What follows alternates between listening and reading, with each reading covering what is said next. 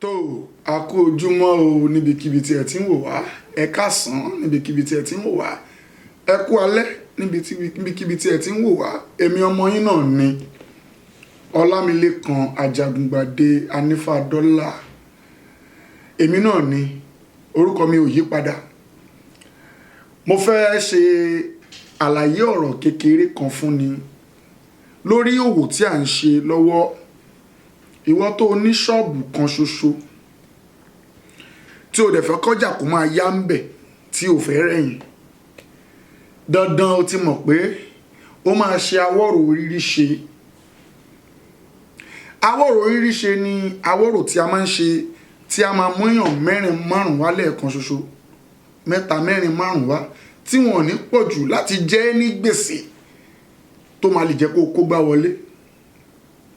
Ìyẹn ni Aworo Ririse. Bí ó ṣe ń múyàn wá, mò ń rí ṣe látara wọn. Ìwọ fún wọn tó ní ṣọ́ọ̀bù kan àbí méjì àbí mẹ́ta, ṣùgbọ́n wọn tó dá ọjà ńlá kalẹ̀ bíi ṣọ́ọ̀ṣì, àsàlátù, tó dá ọjà kọ́ńpìnì ńlá lẹ̀ lóríṣiríṣi bẹ́ẹ̀ bẹ́ẹ̀ lọ, tó fẹ́ kí èrò kó máa wọlé wá kọ́mọ wá kó ọjà, ó máa ṣe Aworo ṣólẹ̀ sí ibẹ̀. Aworo ṣólẹ̀ ló máa mú ọ̀pọ̀lọpọ̀ èèyàn tó máa wá sìn ẹ̀ towótowó wọn wá. Gẹ́gẹ́ bí àwọn aráṣíwájú ṣe ń sọ, tán ní ẹni ṣe Aworo Ririse ìwọ̀nba owó tiẹ̀ ni ó pa, ẹni ṣe Aworo ṣólẹ̀ ìwọ̀nba owó tiẹ̀ ni ó pa o. Mo bẹ̀ yín, ẹ má force wrong hand, ẹ má kó sọ́wọ́. Tẹ́ ẹ bá fẹ́ ṣe Aworo, kí n tó kúrò lórí ètò yìí máa fi ẹyọ kan lẹ̀ fún yín sí méjì kó ní kálukú lọ dán wò. Tán bá wá ṣe bá a, kọ́ pé nọ́mbà tó ń rìn lójú láì. Gẹ́gẹ́ bí mo ṣe ń sọ lọ, Aworo, ìwọ tó bá ní ṣọ́ọ̀bù mẹ́ta, o ò lè ṣe Aworo ṣólẹ̀ o. Èrò á pọ̀, gbèsè á pààyàn lórí o, wọ́n á jí nǹkan gbé ń bẹ̀ o, kò ní yéèyàn o. Nítorí ìgbà tó bá mú èrò ogún wá, which is 20, tó kóyàn 20 dé lẹ́ẹ̀kan náà, ọmọṣẹ́ tó dẹ̀ ní ojú mẹ́ta lọ́dẹ̀fẹ̀ dẹ́yàn 20 lóhùn, bó ṣe ń dáhùn lọ́hùn mẹ́wàá tútù dé. Ṣó mọ̀ pé ìwọ fúnra ara rẹ o ní mọ bó ṣe fẹ́ ṣe, bí kò ṣe pé tó bá jí nǹkan mú gan ò lè mọ̀. Látara bẹ́ẹ̀ gbèsè náà ń wọlé díẹ̀díẹ̀, gbèsè ń wọlé ṣùgbọ́n ò lè mọ̀. Ṣùgbọ́n tó bá ṣe Aworo Ririse, wàá pa owó ẹ, owó á mú ẹ lápò. Fún wọn tí o fẹ́ dán iṣẹ́ yìí wò, lọ wá ìkòkò ìṣàsùn tó máa ń pè ní agbébi.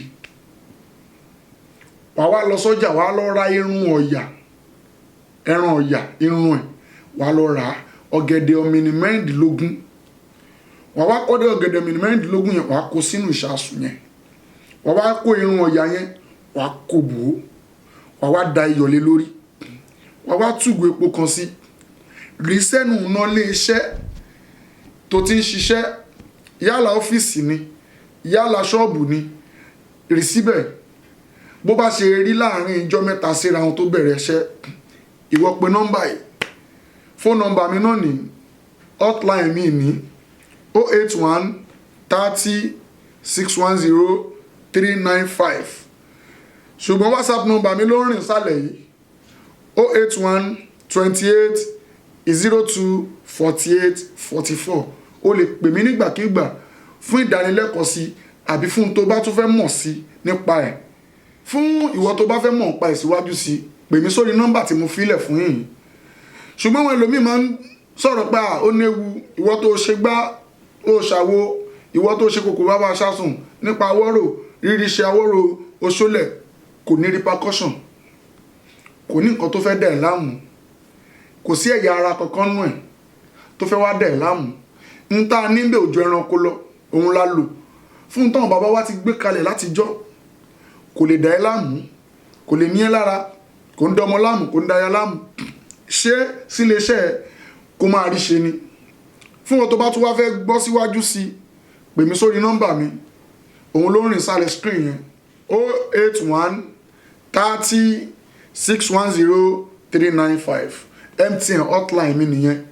WhatsApp nọ́mbà mi 081 28 024844. ẹ lè pè mí nígbàkigbà, ẹ lè pè mí lóòrèkóòrè. èmi ni tiyín, ọmọ yín, àbúrò yín, ẹ̀gbọ́n yín, Ifádọ́là Ọlámilékan Ajagungbadé. ẹ ṣé.